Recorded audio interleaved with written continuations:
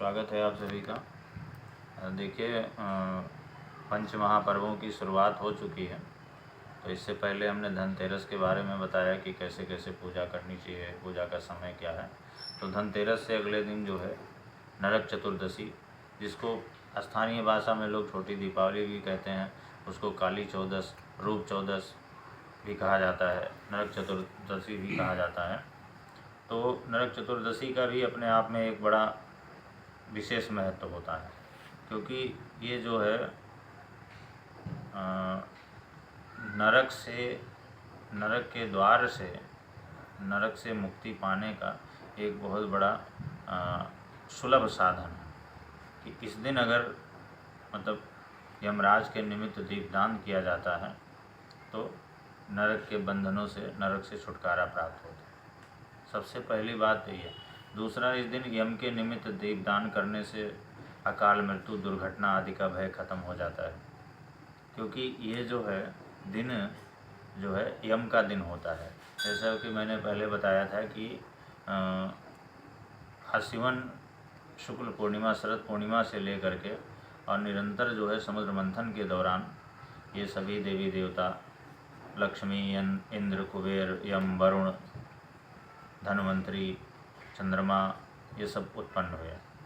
तो ये दिन जो है विशेष करके यम का होता है। तो इस दिन यमराज के निमित्त दीपदान करना चाहिए। और उस दीपदान का फ़ायदा ये होता है कि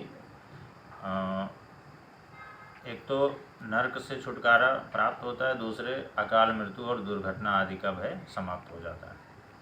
और इसके अतिरिक्त खास करके एक दीप जो है अपने घर की नाली के ऊपर ज़रूर रखना चाहिए, क्योंकि ऐसा रखने से घर में सुख समृद्धि आती है और यम देवता की प्रसन्नता होती है।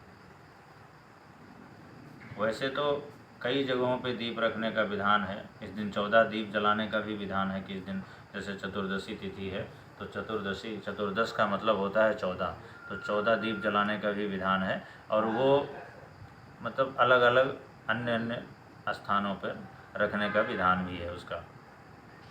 लेकिन घर की नाली पर और अपने घर के दरवाजे से दक्षिण दिशा की तरफ यम के निमित्त जो है दीपदान करना चाहिए।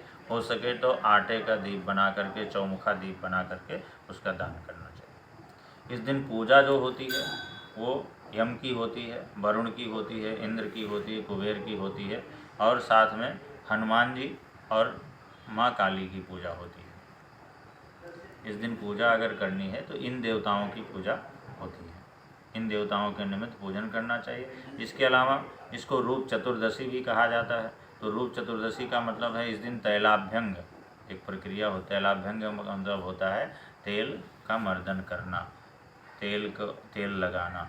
तो इस दिन मतलब तेल लगा करके और स्नान करना चाहिए। ऐसा करने से जो है शारीरिक आरोग्यता प्राप्त होती है और रूप सौंदर्य जो है निखरता है। तो इसको रूप चतुर्दशी भी कहा गया है, काली चौदस और रूप चतुर्दशी भी कहा गया है। तो इस दिन शरीर में तेल लगा करके, तेल का प्रयोग करके और फिर तब स्नान करना चाहिए। तैलाभ्यंग स्नान कहा जाता है उसको, तैलाभ्यंग स्नान करना चाहिए। ऐसा करने से जो है आरोग्यता भी प्राप्त होती है और साथ में रूप सौंदर्य निखरता है। इस दिन जो है किसी के मत में, कुछ विद्वानों के मत में हनुमान जयंती भी मनाई जाती है। तो इसको हनुमान जयंती के नाम से भी जाना जाता है।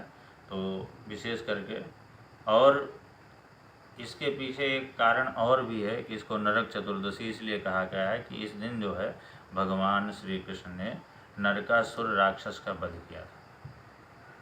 तो नरकासुर के जेल में 16,100 राजकन्याएं बंदी थीं, उन्होंने बंदी बना रखा था नरकासुर ने।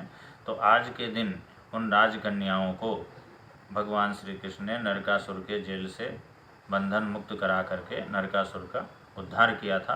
तो इसलिए इसे नरक चतुर्दशी कहा जाता है। और इसीलिए इस दिन पूजा करने से, यम की पूजा करने से जो है भगवान कृष्ण की भी पूजा इस दिन करनी चाहिए।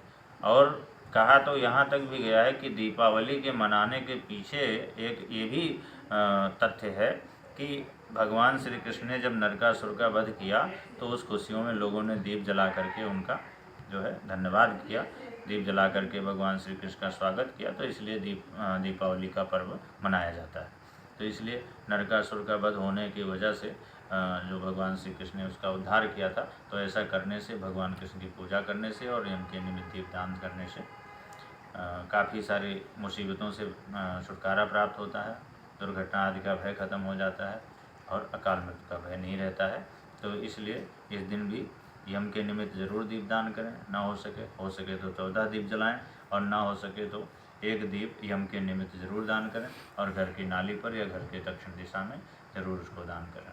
बहुत बहुत धन्यवाद।